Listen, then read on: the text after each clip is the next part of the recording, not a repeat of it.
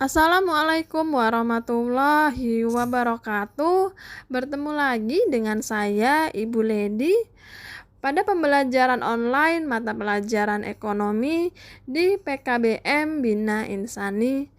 Baiklah, hari ini kita sudah menginjak modul yang ke-10 yang berjudul Menembus Pasar Dunia. Baiklah, untuk mempersingkat waktu, langsung saja kita mulai pelajaran kita pada hari ini. Yang pertama, saya akan membahas tentang kerjasama ekonomi internasional. Kerjasama ekonomi internasional adalah hubungan antara suatu negara dengan negara lainnya dalam bidang ekonomi melalui kesepakatan-kesepakatan tertentu dengan memegang prinsip keadilan dan saling menguntungkan. Selanjutnya, kerjasama ekonomi internasional ini dikelompokkan menjadi 4 bentuk. Yang pertama adalah yang A, kerjasama ekonomi bilateral, yaitu kerjasama satu negara dengan negara lain. Yang kedua, kerjasama ekonomi regional. Maksudnya kerjasama ekonomi regional adalah kerjasama antar negara dalam satu kawasan. Misalnya kawasan ASEAN, negara-negara ASEAN atau Asia Tenggara. Selanjutnya, yang C, kerjasama ekonomi multilateral. Kerjasama ekonomi multilateral di sini yaitu kerjasama antara beberapa negara. Yang kedua, kerjasama ekonomi antar regional, yaitu kerjasama ekonomi antar kawasan atau regional. Selanjutnya, saya akan membahas tentang perdagangan internasional. Pengertian dari perdagangan internasional adalah perdagangan antar negara atau lintas negara yang mencakup ekspor dan impor. Perdagangan internasional sering menghadapi berbagai hambatan yang dibuat suatu negara untuk melindungi kepentingan bisnis lokal. Hambatan ini dapat berupa hambatan tarif dan non-tarif. Faktor apa sih yang mendorong terjadinya perdagangan internasional?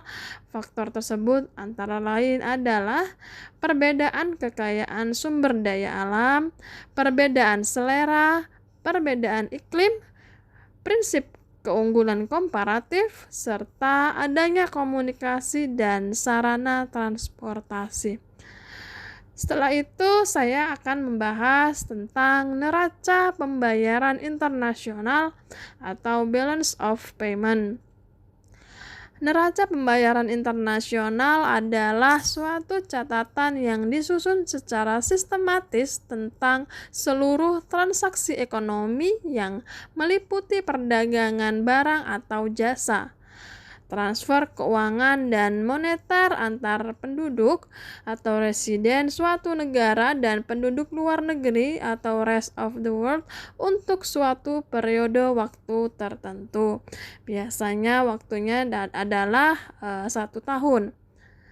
Selanjutnya, neraca pembayaran ini memiliki kegunaannya antara lain yang pertama untuk membukukan seluruh transaksi ekonomi internasional yang terjadi antara penduduk dalam negeri dan penduduk luar negeri. Kegunaan yang kedua adalah untuk mengetahui struktur dan komposisi transaksi ekonomi internasional suatu negara. Sedangkan yang ketiga adalah untuk mengetahui mitra utama suatu negara dalam hubungan ekonomi internasional.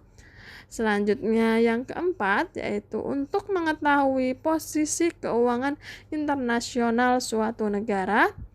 Selanjutnya yang kelima sebagai salah satu indikator yang akan dipertimbangkan oleh IMF atau negara donor untuk memberikan bantuan keuangan terutama negara yang mengalami kesulitan BOP.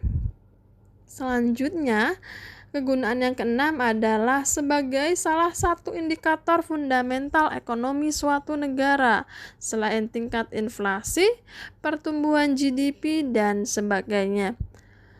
Selanjutnya, neraca pembayaran ini berpengaruh terhadap kegiatan ekonomi, diantaranya terjadinya perubahan kurs devisa, harga, tingkat pendapatan, dan tingkat bunga. Oke, selanjutnya saya akan membahas mengenai alat pembayaran luar negeri atau disebut devisa. Terdiri atas yang pertama devisa umum, yaitu devisa yang berasal dari hasil ekspor barang atau jasa. Yang kedua, devisa kredit, yaitu devisa yang berasal dari pinjaman luar negeri. Apa sih yang disebut dengan kurs valuta asing? Kita sering mendengar terutama di perbankan yang namanya kurs valuta asing. Kurs valuta asing merupakan harga yang dibayar untuk satu unit mata uang asing. Itulah yang disebut dengan kurs valuta asing. Adapun sistem kurs valuta asing atau sistem devisa terdiri atas yang A, sistem standar emas atau sistem kurs tetap atau fixed rate system. Yang B, sistem mengambang, sistem kurs mengambang atau floating exchange rate. Yang C, sistem kurs tambahan atau Bretton Woods system. Yang D, yang terakhir, sistem kurs mengambang terkendali atau sistem kurs distabilkan, yaitu yang disebut dengan managed floats atau directive floats. Oke, saya rasa cukup di sini dulu pembahasan materi kita pada hari ini. Kita lanjutkan di lain hari. Semoga pembelajaran hari ini dapat memberikan semangat teman-teman untuk terus belajar. Baiklah, saya akhiri pertemuan kita pada hari ini. Wassalamualaikum warahmatullahi wabarakatuh.